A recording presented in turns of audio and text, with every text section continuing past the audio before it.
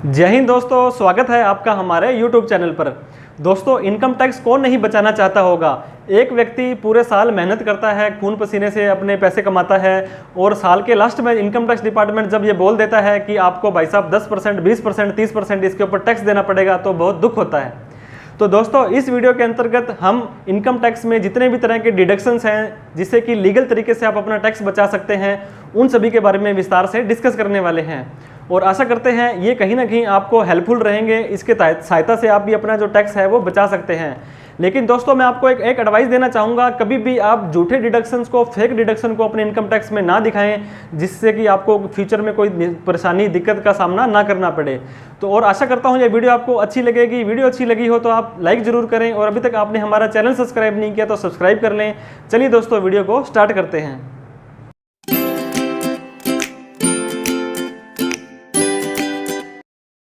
All deduction available in income tax.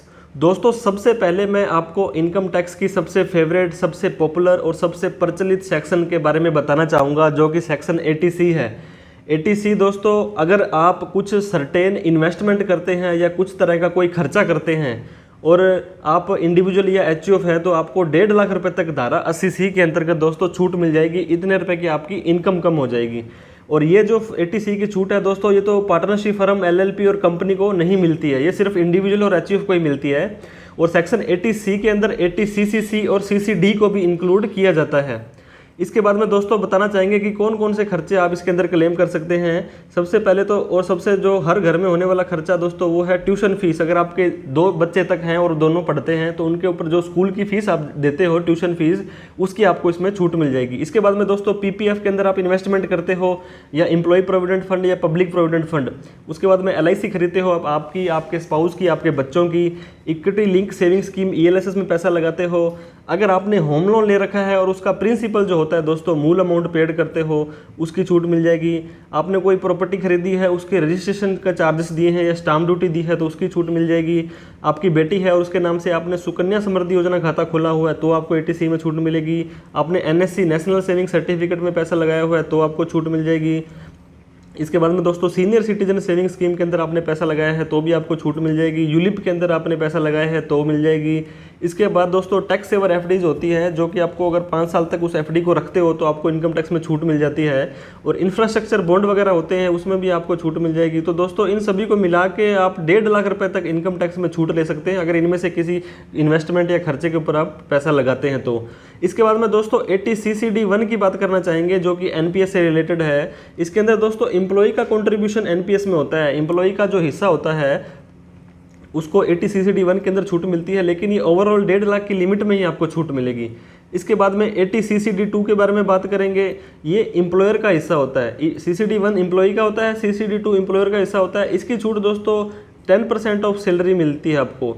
10% of salary के अंदर क्या आ जाएगा, बेसिक आ जाएगा, प्लस में आपका DA आ जाएगा। इसके बाद में 80CCD1B आप एम्प्लॉय के कंट्रीब्यूशन के अलावा भी दोस्तों यहाँ पर अपना एडिशनल कंट्रीब्यूशन कर सकते हो NPS के अंदर, जो कि आपको 50,000 रुपये तक उसकी छूट मिल जाएगी। अब बात करते हैं सेक्शन 80C के बाद में जो पॉपुलर सेक्शन है वो है सेक्शन 80D।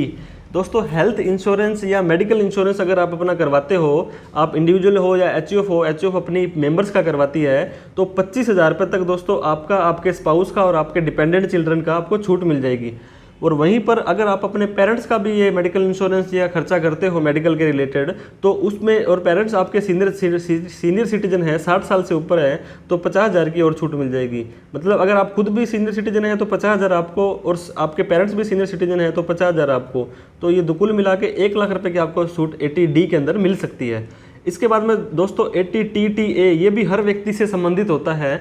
ऐसा कोई व्यक्ति जिसका सेविंग अकाउंट है, पोस्ट ऑफिस में हो या बैंक में हो, और सभी सेविंग अकाउंट को मिलाकर के जो उनका इंटरेस्ट मिलता है दोस्तों, वो इंटरेस्ट 10,000 रुपये तक माफ़ है।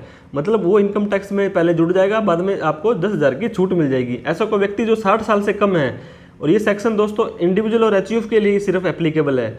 80TTA का जो बड़ा भाई है 80TTB, ये दोस्तों सीनियर सिटीजन के लिए होता है। ऐसा कोई व्यक्ति जो 60 साल से ऊपर है। TTA के अंदर तो दोस्तों सेविंग का ब्याज था और 10,000 रुपये था। इसके अंदर सेविंग का भी ब्याज है और एफडी का भी ब्याज है, और ये 50,000 रुपये तक है। तो इनकम टैक्स के अंदर ATTT-B के अंदर आपको 50,000 रुपये की छूट मिल जाएगी, सेविंग का ब्याज हो या एफडी का ब्याज हो, अगर आप सीनियर सिटीजन हैं 60 साल से ऊपर हो तो। इसके बाद में दोस्तों ATGG भी काफ़ी अच्छा सेक्शन है, जो कि काफ़ी सारे लोग इसको नहीं जानते हैं। दोस्तों नॉर्मल तो क्या होता है, अगर आप कहीं पे जॉब कर रहे हो तो आपको HRA मिलता है, वहाँ से HRA तो उन्हें मिलेगा दोस्तों, जिन्हें HRA मिलता है वही इनकम टैक्स की छूट HRA में ले सकता है। लेकिन आप रेंट पेड कर रहे हैं और आप जॉब नहीं कर रहे हैं, आप सेल्फ एम्प्लॉयड हैं, मतलब आप अपना खुद का काम कर रहे हैं और आपको किसी भी तरह का कोई HRA नहीं मिल रहा है, लेकिन आप किराए पर रह रहे हैं और आपका खुद का कोई रेजिडेंशियल हाउस नहीं है, और आप जो जहाँ पर रह रहे हैं, बिजनेस कर रहे हैं, वो आपका जो प्रॉपर्टी है वो आप किराए पर देते हैं, तो ये डिडक्शन इंडिविजुअल्स के लिए अवेलेबल है। इस डिडक्शन के अंतर्गत दोस्तों आपने जो रेंट पेड किया है वो -10% ऑफ एडजस्टेड टोटल इनकम, 5,000 रुपये पर मंथ या 25% ऑफ एडजस्टेड टोटल इनकम। तो दोस्तों 5,000 इंटू 12 मंथ का देते हो तो लगभग आपको 60,000 रुपये की इनकम टैक्स की छूट मिल जाएगी। ये काफ़ी अच्छा सेक्शन है, इसका बेनिफिट आपको लेना चाहिए। इसके बाद में सेक्शन 80E के बारे में बात करेंगे। ई का मतलब एजुकेशन। दोस्तों अगर आपने लोन ले रखा है पढ़ाई के लिए, हायर एजुकेशन के लिए, जो कि आपका हो सकता है, आपके बच्चों का हो सकता है, आपके स्पाउस का हो सकता है, तो उसके ऊपर जो भी आप ब्याज देंगे दोस्तों, वो उसकी छूट आप 8 सालों तक जो ब्याज चुकाएंगे उसकी छूट है जो 80E के अंदर आप ले सकते हैं। इसके बाद में सेक्शन 24 के बारे में बात करना चाहेंगे दोस्तों। अगर आपने होम लोन ले रखा है, होम लोन में दोस्तों यहाँ पर 2 कंपोनेंट होते हैं, एक तो इसका प्रिंसिपल होता है, एक इंटरेस्ट होता है। प्रिंसिपल मैंने आपको बता दिया था 80C के अंदर 1.5 लाख रुपए तक की छूट मिल जाएगी, और जो इंटरेस्ट है दोस्तों, इंटरेस्ट होम लोन का सेक्शन 24 में मिलेगा। अगर आप उस मकान में खुद रहते हो तो 2 लाख रुपए तक मिलेगा, और अगर आपने उसको किराए पर दे रखा है तो आपको अनलिमिटेड उस इंटरेस्ट की छूट है, वो आप सेक्शन 24 के अंतर्गत हाउस प्रॉपर्टी के लॉस के तहत आप उसको ले सकते हैं। इसके बाद दोस्तों सेक्शन 80EEA है, ये अफोर्डेबल हाउसिंग लोन स्कीम के तहत गवर्नमेंट ने लॉन्च किया था और हर साल इसको बढ़ा रहे हैं। इस साल दोस्तों अगर आपने फाइनेंशियल ईयर 20-21 में कोई लोन लिया है, आपने पहली बार होम लोन लिया है और उसका जो इंटरेस्ट है उसमें 1.5 लाख की अलग से छूट मिल जाएगी। मतलब दोस्तों सेक्शन 80C के अंदर आपको 1.5 लाख रुपए की प्रिंसिपल की छूट मिल जाएगी। सेक्शन 24 आपको 2 लाख रुपए की छूट देता है हाउस लोन के अंदर, और सेक्शन 80EEA भी आपको 1.5 लाख रुपए की छूट देता है। मगर अगर आपने होम लोन लेना है दोस्तों तो 1.5 और 1.5 3 और 2 5 लाख रुपए तक की आप जो है वो डिडक्शन है वो ले सकते हैं। इसके बाद में दोस्तों 80DD का मतलब दोस्तों डिसेबल डिपेंडेंट, ऐसा कोई व्यक्ति जो डिसेबल है और वो आपके ऊपर या टैक्स पेयर के ऊपर डिपेंडेंट है, चाहे आप इंडिविजुअल हो चाहे आप HUF हो, और उस व्यक्ति की डिसेबिलिटी दोस्तों कि वो कितना डिसेबल है, वो अगर 40 से 80% तक है, ये कैसे पता लगेगा आपको? ये आपको मेडिकल से वहाँ से सर्टिफिकेट इशू होता है एक प्रॉपर अथॉरिटी से, उससे आपको पता लगेगा कि उस व्यक्ति की डिसेबिलिटी कितनी है। अगर वो व्यक्ति 40 से 80% तक डिसेबल है तो 75,000 रुपये की छूट मिल जाएगी दोस्तों। अगर वो डिसेबिलिटी 80% से ज़्यादा है तो 1.25 लाख रुपए की छूट मिल जाएगी। मतलब ऐसा कोई व्यक्ति जो आपके ऊपर डिपेंड है और डिसेबल है और उसका आप खर्चा करते हो तो इतने 75,000 या 1,25,000 रुपये की छूट आप ले सकते हैं। तो इसके अंतर्गत आप ये देख सकते हैं दोस्तों कौन कौन सी डिसेबिलिटी आती है। Mental disability, low vision, blindness और इस तरह की ये जो डिसेबिलिटी है, अगर आप इसमें आप फॉल करते हैं तो आपको 80DD की छूट मिल जाएगी।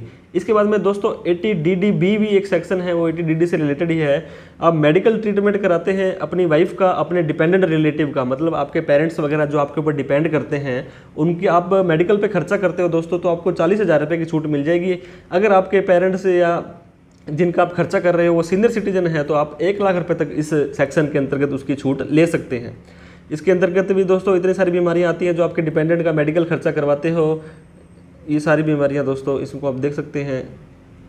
इसके बाद में सेक्शन 80U दोस्तों, कई बार क्या होता है व्यक्ति जन्म से ही कुछ ना कुछ ऐसा डिसेबल होता है या जीवन के बाद में कुछ ऐसी दुर्घटना हो जाती है कि वो डिसेबल हो जाता है, तो सेक्शन 80U उस व्यक्ति को खुद व्यक्ति के टैक्स पेयर खुद डिसेबल होना चाहिए दोस्तों। यहाँ पे रिलेटिव टैक्स इसका डिसेबल नहीं होना चाहिए। तो अगर वो नॉर्मल डिसेबिलिटी है तो 75,000 रुपये, अगर ज़्यादा डिसेबिलिटी है उसकी तो 1,25,000 रुपये की दोस्तों उस व्यक्ति को इनकम टैक्स में बिना किसी खर्चे के ये छूट मिल जाएगी। जो ये 80U के अंदर भी दोस्तों ब्लाइंडनेस, लो विजन और इस तरह के ये सारे के सारे अगर उसके अंदर प्रॉब्लम हो रही है बंदे को 80U में, तो ये छूट आप ले सकते हो। इसके बारे में दोस्तों 80G के बारे में बात करेंगे। 80G ये डोनेशन होती है दोस्तों, डोनेशन दान देना चाहिए सभी को, लेकिन जब दान का बेनिफिट हमें इनकम टैक्स में मिल जाए तो कहना ही क्या होता है, जब सोने पे सुहागा हो जाता है। तो डोनेशन दोस्तों आप जब देते हैं तो जितने रुपए की डोनेशन आप देते हैं तो उसका डोनेशन पेड का या तो 50% या 100% वो आपको पता जब लगेगा जब वो संस्था कौन से सेक्शन में रजिस्टर्ड है, तो वो आपको पहले से ही पता लग जाएगा। और दोस्तों ये डोनेशन आप 2000 से ज़्यादा कैश में नहीं दे सकते हैं, आपको या तो ऑनलाइन पेड करनी पड़ेगी या आपको चेक के थ्रू पेड करनी पड़ेगी या आपको ट्रांसफ़र करना पड़ेगा। मतलब कैश आप 2000 रुपये तक की डोनेशन दे सकते हैं। गवर्नमेंट की संस्था हो या नॉन गवर्नमेंट की संस्था हो, उन सभी में आपको ये डोनेशन है वो आप दे सकते हैं। जैसे कि आपने सुना होगा कि प्राइम मिनिस्टर रिलीफ फंड आया था अभी कि सभी ने कोविड के कारण ये पैसा दिया था गवर्नमेंट को, तो उसके अंतर्गत भी दोस्तों आपको इनकम टैक्स में छूट मिल जाती है। सेक्शन 80G जो होता है वो 10% of adjusted gross total income की लिमिटेड होता है दोस्तों। लेट सपोज आपकी जो इनकम है वो है 7 लाख रुपए है, तो 7 लाख रुपए का दोस्तों 70,000 रुपये तक ही आप छूट ले सकते हैं। अब 70,000 रुपये की छूट लेनी है आपको, तो अगर आपका 50% डिडक्शन मिल रही है तो आपको 1,40,000 रुपये की उसके अंदर दोस्तों डोनेशन देनी पड़ेगी। उसका आधा आपको 70,000 छूट मिल जाएगी। वो 70,000 आपकी इनकम का 10% तक है, तो आपको ये सारी की सारी छूट 70,000 रुपये की मिल जाएगी। इसके बाद दोस्तों 80GGC के बारे में बात करना चाहेंगे। पॉलिटिकल पार्टी जो होती है उनको आप डोनेशन देते हैं, क्योंकि पॉलिटिकल पार्टी वाले खुद ही ये रूल बनाते हैं, तो पॉलिटिकल पार्टी को आप जितना भी डोनेशन दे सकते हैं उसके अंदर आपको 100% छूट मिल जाएगी, किसी भी तरह की कोई रिस्ट्रिक्शंस नहीं होती है। 80GGC तो दोस्तों इंडिविजुअल के लिए है और एक 80GGC-B है वो कंपनीज के लिए है। तो 80GGC-B है दोस्तों वो कंपनीज के लिए सेम रूल है। पॉलिटिकल पार्टी को डोनेशन देता है तो 100% उसकी आप छूट ले सकते हैं। इसके बाद में दोस्तों सैलरी एम्प्लॉयड पर्सन है, वो अगर आपको HRA मिलता है, HRA जिसको नहीं मिलता वो तो सेक्शन GG का जब 80GG का लाभ ले सकता है, और जिसको HRA मिलता है दोस्तों वो HRA की छूट भी ले सकता है। एक फॉर्मूला होता है उसको कैलकुलेट कर करके। इसके अलावा स्टैंडर्ड डिडक्शन की 50,000 की छूट, जो भी कोई व्यक्ति सैलरी कमा रहा है या पेंशन कमा रहा है उसको इसकी छूट है वो मिल जाएगी। तो आशा करते हैं दोस्तों इनकम टैक्स में जितनी भी डिडक्शन है जिनकी सहायता से आप लीगली अपना टैक्स बचा सकते हैं उन सबको आपने डिस्कस कर लिया होगा और आपके लिए कहीं ना कहीं वो बेनिफिशियल साबित होने वाली है। और अभी तक आपने हमारा चैनल सब्सक्राइब नहीं किया तो सब्सक्राइब करके दोस्तों बेल आइकन जरूर दबा दें, क्योंकि इस तरह की इन्फॉर्मेटिव वीडियो हम आपके लिए लाते रहते हैं। थैंक यू सो मच दोस्तों। जय हिंद, जय भारत।